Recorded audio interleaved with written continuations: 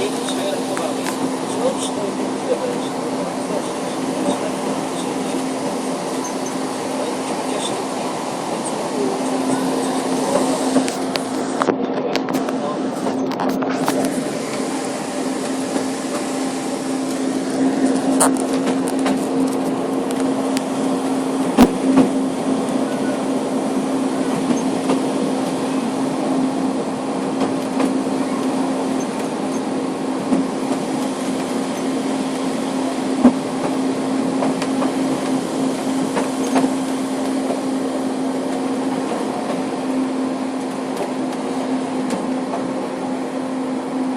train emerges from the trees into one sea residents are saying, you should be able to catch your first glimpse of the shark in Snowdon as it walks in some kind of head above the right hand side of the river. Of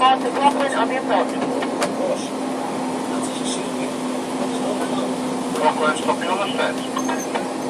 Okay, on the steps, yeah. Oh, well. It's like still in crowd at the moment. Yeah. Maybe free the other side of it, you don't know. You can't really tell until you get up. This building, founded controversial oil area, named after the 4th century Irish king, now lies on your right hand. Many abandoned buildings not landscaped from here to halfway up the mountain. These are all that remain of the simple I've only been working this season, really. So. There's the big animals thought bent. Eagle wages are the great slate quarries of the Norwegians. Since the start of the season, March, really. One time there were over 100 people living in these small farm buildings, forming the original community of village. Quite a relaxing job. Now they've been built to serve these valleys. To your right, you can see what it means of the walls into the ocean and historic along the ship's beam. Next to it are the ruins of the ship and village house. Crossed in the 17th century and came here some 400 years ago. Rochester surrounded the days and the Canadians of meditating. Well, that's one stop at the subway. Other remains of roundhouse and settlements have been found close to the railway line and to Kidnap's Path. Across the river from the Yeah, the subway. Although the Roman invasion of Britain took place Okay, they may be at the subway. not until 5 years later, and Wales would not be said to be under full control of Rockland 101, but apparently nobody told Welsh that. The fears and independence tribes that lived here were a constant thorn in the invaders' and one sitting up to the summit of 07. After the foray to Lismore and Anglesey to subdue the hotbed to Windsor, Roman forces were tracked across country to put down Level 10 proceeding down to halfway on 07. this prompted another later attempt to subjugate the Orkneys, the indigenous people of North Wales. During these campaigns, the Romans built temporary forts for their own protection and to maintain their authority among the tribes. Evidence of these forts can be found throughout Snowdon. In any event, the Romans apparently thought that little of the Welsh territory they had conquered would be of much use. The hospitable landscape and the fierceness of its inhabitants were too much. Consequently, there is little evidence of Roman urbanization on these hills, the valleys, outside the other. On the far side of the valley was Cwmbrinog, the valley of the Reeds.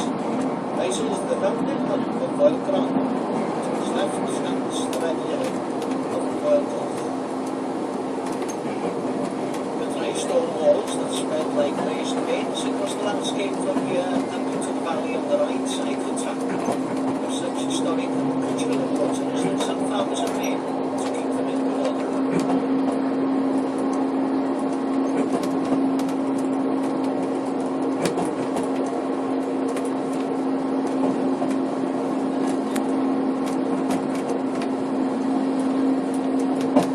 Look up the valley now, we will see the great flanks of Welcomania, mountain of the councillors, as it comes into view for the first time. We will have a better, closer view of this historic mountain as we pass by a little later.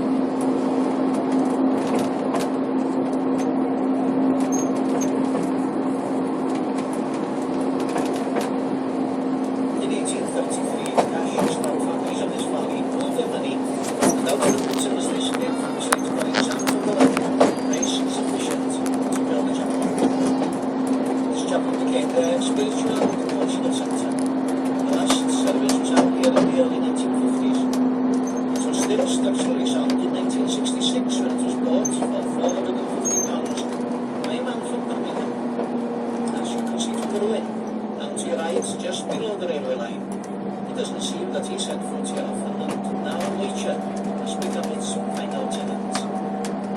Its name lives on, however, in the name of the station here.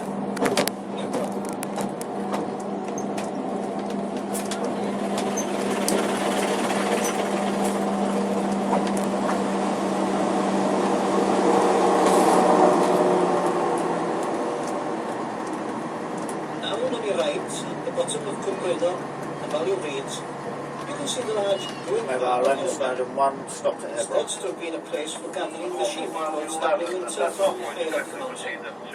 Just as likely, it was a hunting lodge used in the pursuit of wild boar, which was once a favourite pastime here guys. Mobile length, Snowdon 1 top point set correctly, leading up to halfway on the left. Still covered. Mobile 12, top point connecting to see down to Snowdon, it's 11. All places correctly, mobile 12.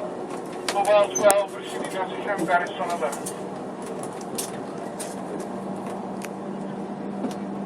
To extract the livelihood from this austere land, its inhabitants also mined for copper and clock and cloth, and split and dressed slate from small workings, the remains of which can still be seen in the valley as we push on up the mountain. The sheep they raised were much the same as those you see grazing contentedly on the hillside slopes along the valley today. The hardy Welsh mountain sheep are free to graze here in the summer. With the harsh winters though, they're taken down to the more hospitable lowlands. We also see a few cattle on your journey. Welsh black is an ancient breed, has been encouraged to return in greater numbers as the bullet copper grass is suburbious to sheep. Of course, whatever they leave behind is welcome fertilizer to the shrubs and grasses. On a warm summer's day, even above the noise of the locomotives, you probably hear the fluid song of the lark as it hovers high above its well-concealed nest in the grasses below.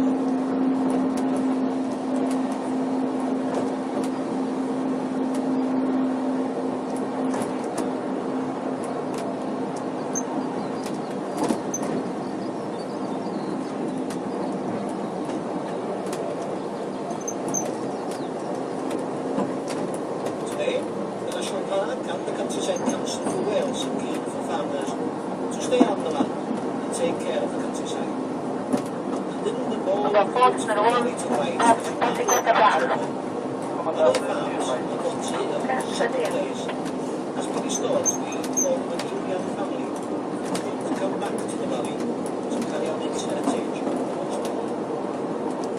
Then you can begin to appreciate the dramatic black cliff face of Clogwyn Dyrarddin down in the valley. The river we crossed up the viaduct now on Hwch has now become Afon Arthur.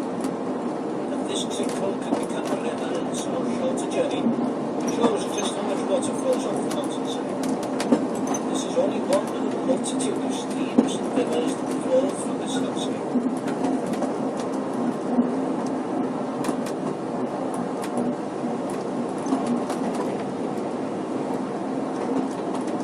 Just behind the long ridge on the right runs the Snowdon path, so named by the first mountain guide on that side of Snowdon, English College, and then in the 1850s. The Snowdon Ranger house on the other side of the ridge is now Snowdon and can be clearly seen from the top of the mountain.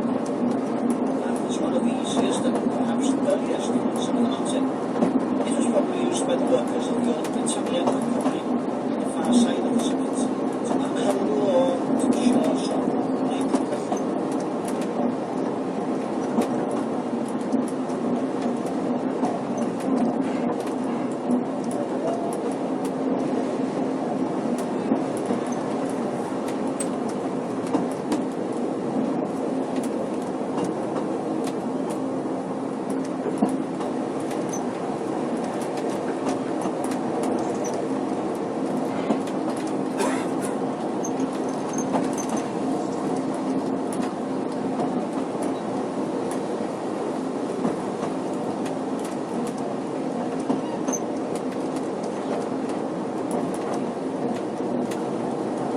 Fortunate enough to make this train journey on the 4th Saturday in July, and witness the unlikely sight of 415 finely honed athletes from around the world jostling for position along the Llanberis path of the mountain.